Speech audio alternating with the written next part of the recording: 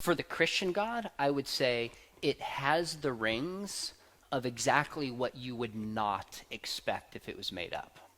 So go back to the first century. What was the most shameful death for somebody? Crucifixion. Deuteronomy says to be hung on a tree is to be cursed. You were stripped naked and tortured to death and shamed. So I'm supposed to believe a bunch of people got together and said, let's invent that our Savior was crucified. That'll rev up the troops, so to speak. That doesn't make sense. Even the teachings of Jesus. I mean, think about the teaching of Jesus. Pick up your cross and follow me. Your cross is not your neighbor who listens to loud music or your boss who's bossy. Your cross means pick up your cross and be ready to die.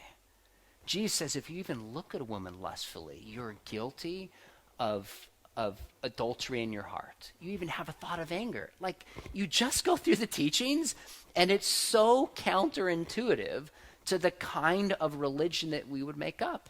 Every other religion in the world is somehow you have to work to earn salvation. Every other religion.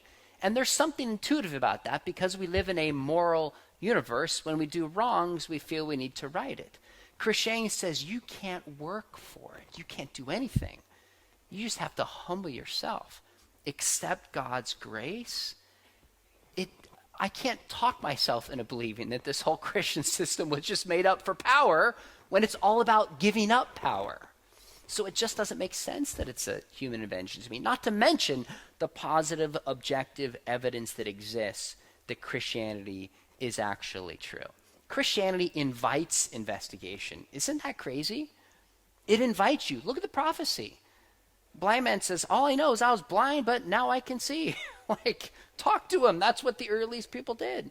Talk to the 500 witnesses in 1 Corinthians 15. It invites intellectual investigation because there's a confidence this wasn't made up. If you check it out, you can see that it's true.